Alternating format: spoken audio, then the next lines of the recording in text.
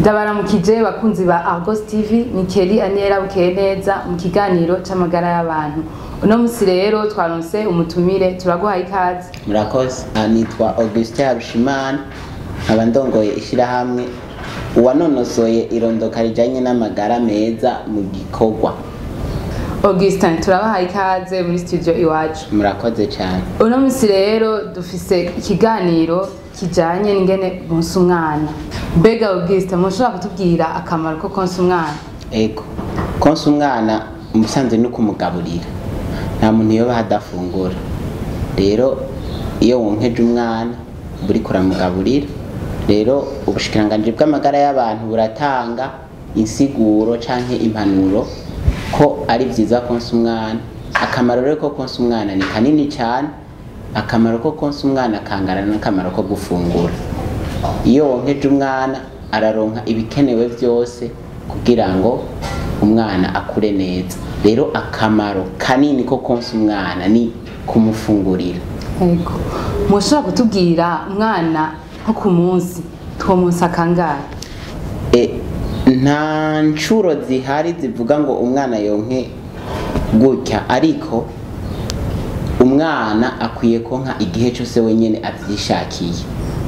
Rero mu gisata kijanye n'irondoka rijanye n'amagara meza, igisata co kuvyara ku rugero, burya konsa ni kimwe mu bikoreshwa mu kuvyara ku rugero. Bavuga ko n'imiburiburi umwana ategezwa konka incuro 10 ku munsi, no kuvuga incuro 8 ku murango canke 6, hama incuro 2 mw'ijoro canke incuro 4. Kenshi bakunda gushimikira bavuga ati yonke incuro 8 ku murango, hama yonke incuro 4 mw'ijoro, no kuvuga cha ziba 12, canke yonke igihe cyose umwana bisavye. Bega none ga Augustin, nk'abariko baradukurikirana batazi ingene bonsa umwana canke batamenya ryari umwana aba yahaze ariko uramwonsa, boca bimenya gute? Nk'umuntu ari ryambere akitibaruka, iryambere akiconke, byo bimenya gute? Mu bisanzwe mu Burundi abantu benshi baraganira, kandi mu Burundi ibiharuro vyerekana ko konsa bizwi. Ibice 97 kwijana by'abarundi bafite ababebe baronsa. Rero dufite ibice bitatu gusa tubona batonsa. Tubona ibice 83 baronsa abana kuva akivuka gushika ku mezi 6 atana kimwe amuvangiye. Hama ibice 14 navyo baronsa abana bamuvangiye n'ikintu nk'amazi canke amata y'inka. Rero ibice bitatu kwijana ntibigera bonsa abana babo. Tuko turavuga rero ngo konsa abato babizi benshi n'inkumi baraja kwaramira abavyeyi bibarutse, hama ugasanga bamenye ingene bonsa. Ivyo konsa birazwi mu Burundi, mugabo turashaka kubwira abo ivyo bice bitatu kwijana usanga babuze umwanya nk'akarorero wo konsa, ugasanga basakazi kataborohereza konsa, ugasanga baragwaye amabere, ugasanga hariho abavuga ngo sino konsa kubera imoko yanje canke kubera ibere ryanje ryoca rigwa. Abo nibo twashaka kubwira hanini igituma ari vyiza ko bonsa. Rero abataramenya ico konsa vy'ukuri benshi barabizi, gusa baravyirengagiza. Ego, murakoze. None twashaka kandi kumenya nk'ubu unye nk'umukenyezi adafise amaberebere ashobora gufungura iki cotuma azana amaberebere? Tuvuze rero kuzana amaberebere, tukavuga ku byo gufungura. Mu bisanzwe umwana aronka imbere y'amezi 6 kandi akonka ibivuye muri mama wiwe. Rero ibyo umuntu afungura kugira ngo azane amaberebere, jewe nkunda kuvuga ngo ntabifungura ari uko yavyaye, ariko abifungura kuva kiri inkumi, kubera ukiri inkumi ugafungura neza, ukura ufise amagara meza. Hanyuma ni wagera kwibaruka umwana wawe azoronka ico yonka.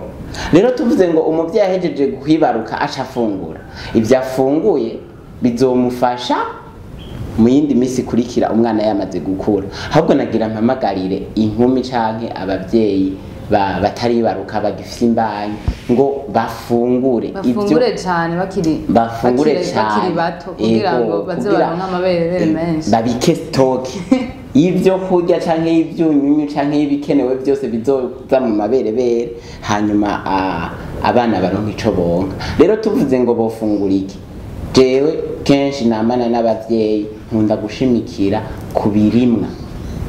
Ni byiza ko mu Burundi turafise ibyo kurya byinshi bitandukanye, harimo imboga, harimo ivyamwa, harimo intete, harimo ibirya biva mu kuzimu bakunda kuvuga nk'amateke, ibiraya, ibijumbu. No kuvuga ngo ndahamagarira umuntu wese, yaba umupapa, yaba umumama, yaba inkumi, gufungura birya bintu twitwa ibirimwa.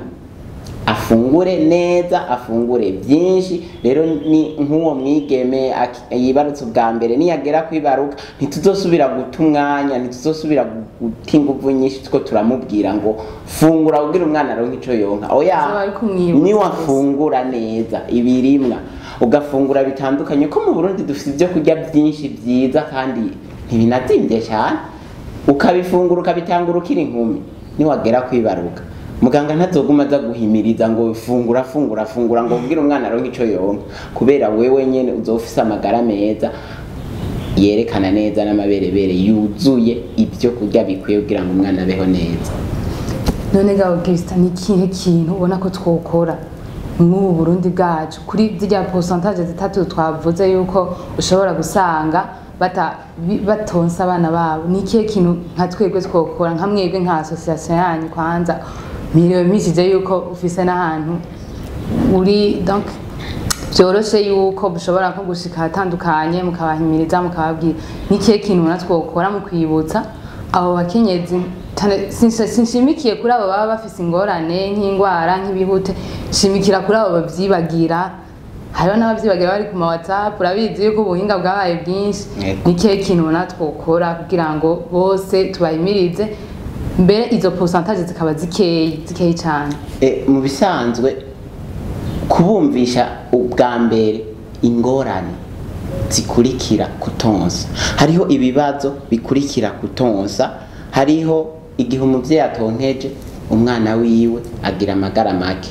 Mu magara make ikintu gikomeye gikunda gushika, umwana aracibwamo, ugasanga umwana aguma acibwamo. Sinibaza rero ko abo bantu banka ko ibere rigwa ngo yonkeje ibere ryiwe ryogwa. Sinibaza ko abazi akamaro ko konsa. Nico rero twobabwira, umuntu yanse konsa, umuntu yanse guha amaberebere umwana wiwe, gucibwamwe ntazovyiyokora.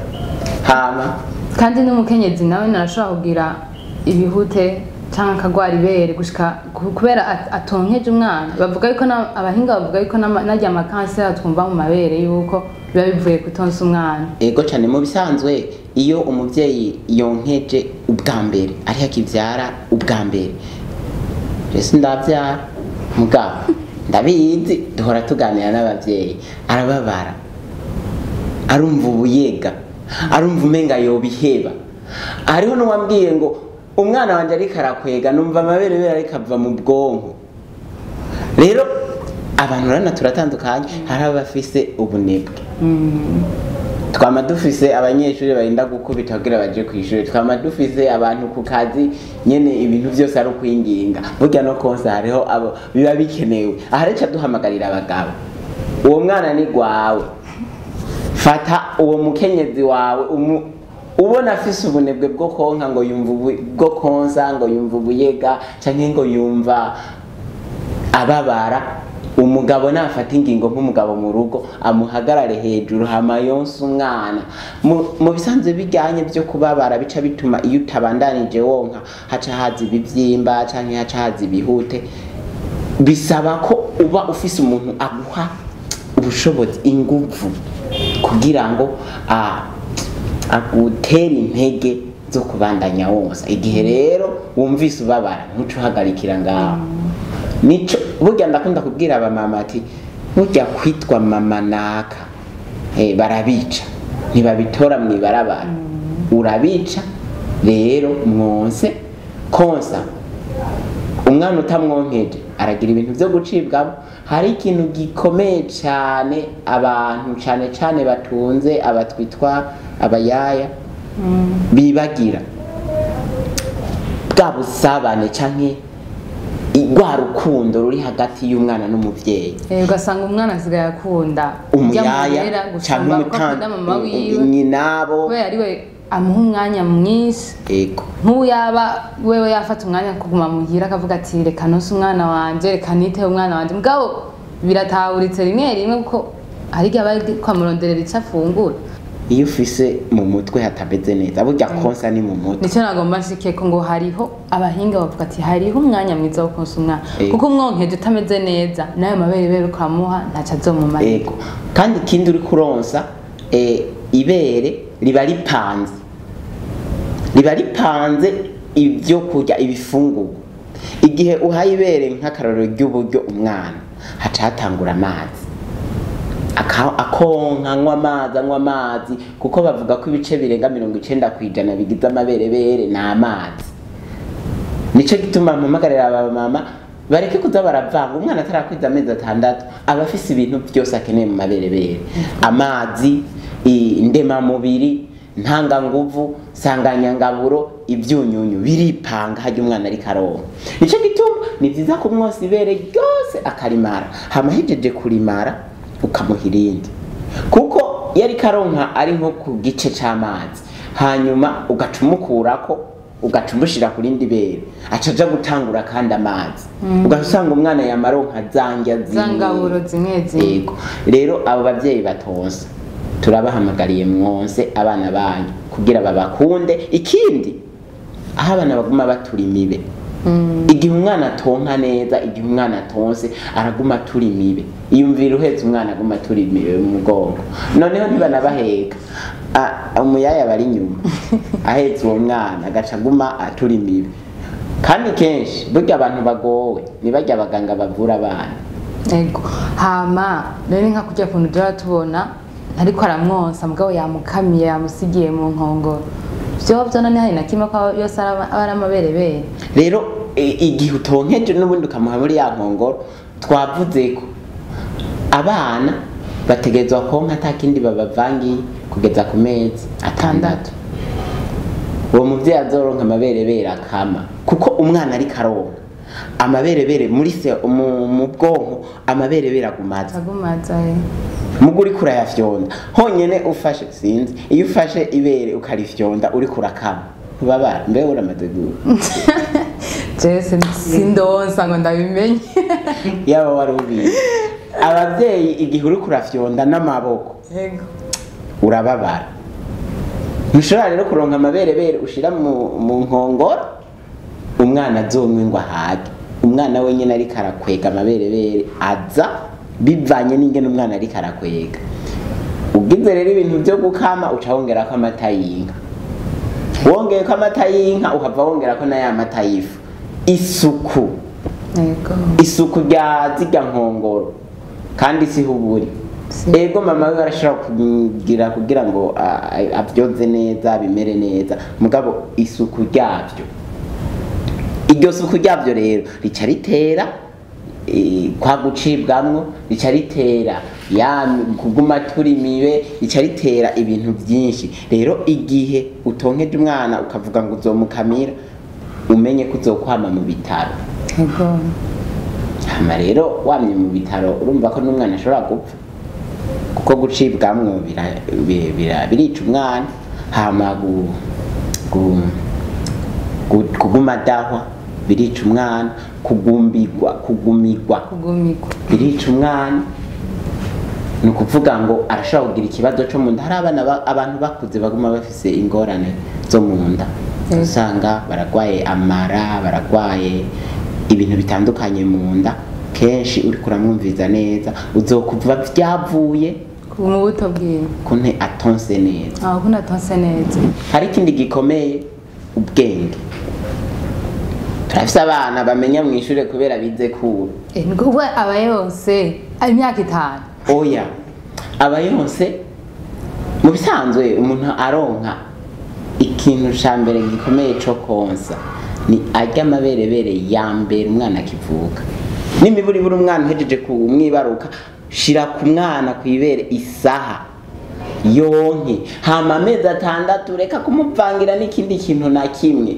Murakoze cyane Augustin. Hama nk'ikindi nagomba kongera ko bakenyezi bavyeyi mugira isuku umwana kumwonsa mubanze koza amabere yanyu mumwose amabere ameze neza kuko mwonkeje mutameze neza mutera izindi ndwara.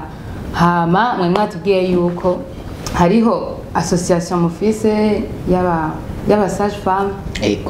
Ego nashaka rero mutubwire ukuntu mukora, ukuntu sinzi ko mukora mu bitaro gusa, sinzi ko mukora ku bakenyezi bibungenze n'abonsa gusa, sinzi mutubwire mu majambo make. Murakoze. Sage femme ni umwuga wo kuvura.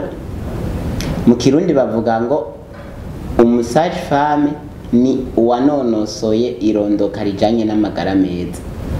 Rero mu Burundi abantu benshi ntibazi uwo mwuga. Ujya kwakira, ujya akuvura, ujya gupima amaraso, ujya agutera urushinge. Urabona ko ugiye kwa muganga, urabona ko ufise abantu batandukanye bagenda barakwakira. Rero kwa muganga hari ibisata byinshi bitandukanye. Igisata kimwe tukunda kucita ngo ni umwuga wo kwitanga, ni ico cuwanonosoye irondoka rijanye n'amagara meza. Rero kenshi uwanonosoye irondoka rijanye n'amagara meza kenshi bakunda kuvuga ngo aravyaza, ngo numwakiriza. Ariko sivyo. Nukuvuga ngo uwanonosoye irondoka rijanye n'amagara meza ubwa mbere nuko mu Burundi ntushobora kwitwa umusage femme utize kaminuza. Nukuvuga ni umuganga akomeye. Uriga kaminuza hanyuma ntiwiga gusa kuvyaza, wiga ico bitwa irondoka rijanye n'amagara meza, no gukurikirana umukenyezi canke umuvyeyi canke umwigeme ari mu bihe byo kwibaruka. Burya ibihe byo kwibaruka ni kuva ku myaka 15 gushika ku myaka 49. Aho uca wumva harimwo gufasha abakiri bato gutahura bimwe nariko ndavuga, gutahura kwitegurira irondoka rijanye n'amagara meza. Dufise inda nyinshi zitifujwe muri iki gihugu cacu, sagaseseshwa rumuri. Abana benshi baraheba kubera batwara inda zitifujwe. No kuvuga ko n'akazi kacu ko kubigisha no kubereka ibiri imbere. Iyo rero gutegura mariage dufise ako kazi ko kwegera abantu bari mu gushinga izabo. Twebwe ntituza kwibanda cyane bimwe abapasiteri bibanda ko byo kubana neza n'ibiki, ariko turaza kwibanda ku magara yabo. Mbega ibipimo bikenewe imbere yo kugira ubugeni nibihe? Mu Burundi ni itegeko kupimisha umugera. Mugase umugera wonyene, hari izindi ndwara utegerezwa gupimisha imbere yuko ugira ubugeni. Wagize ubugeni rero turaza kubuza kugufasha, kubera kenshi bigenze neza ugize ubugeni usaba imbaye. Uri umuntu ari normal utegerezwa. Iyo rero usamye ca tugukurikirana. Narabonye ikiganiro wakoze kuvyerekeye gupimisha imbaye. Ni ukuvuga gupimisha imbanyi ni ivy'abanonosoye irondoka rijanye n'amagara meza. Iyo rero wibarutse turaza kugufasha kwibaruka. Urani iyo tugeze ku kwibaruka, no kuvuga kuvyara, benshi rero baca batwitirira ngo turabakiriza. Hajya kubera ivyo nyene, kubera umwanya munini tuba turi hajya mu miyakiriro. Mugabo tuba twabihereye kera. Iyo rero uhejeje kwibaruka duca tugufasha muri bwa buryo bwo kuvyara ku rugero. Hama urumva ni ibintu biguma bikurikirana. Turagufasha. Iyo rero hageze mu myaka 49 turaza kuguherekeza kwinjira mu gihe ca menopause. Rero ishirahamwe ryacu ubunye turi ryatanguye mu 2019, twarose agrema Ministère de l'Intérieur tariki 7 z'ukwezi kwa gatatu 2019. Mu misiza turashobora kuzoba dufise ikorana hagati ya Midwife in Action n'ubushikiranganji bw'amagara y'abantu turiko turabisaba kandi twibaza ko bizogenda neza. Rero ni ishyirahamwe rihurikiyemwo benshi turi ugwaruka banonosoye irondoka rijanye n'amagara meza, umwe wese afise ivuriro akorako. Nk'akarorero je nkorera aho mu Kamenge kw'ishyirahamwe bitwa Friends Women's Association, nkaba nkorera ivuriro bitwa Ntaseka. Abo turi kumwe hari abakorera mu Rumonge, hari abakorera i Muyinga, hari abakorera aha mu gisagara ca Bujumbura. Twagiye hamwe ntara ego twaragiye hamwe igihugu cose, muga ntibagiye ko hariho n'abatararonka akazi. Twagiye hamwe kugira ngo dushire inguvu hamwe, hanyuma dukore ivy'uwo mwuga, abafise ibibazo tubafashe bivanye n'ivyo twanonosoye. Yego, turabashimiye cyane Augustin kuba mwitavye ubutumire bwacu. Muze mugaruke n'undi munsi tubikozeko. Yego, ikintu cose kijanye n'irondoka rijanye n'amagara meza ndahari ku bwanyu, nabo turi kumwe nibaza ko bahari ku bwanyu, n'ishirahamwe ubwaryo rirahari ku bwanyu.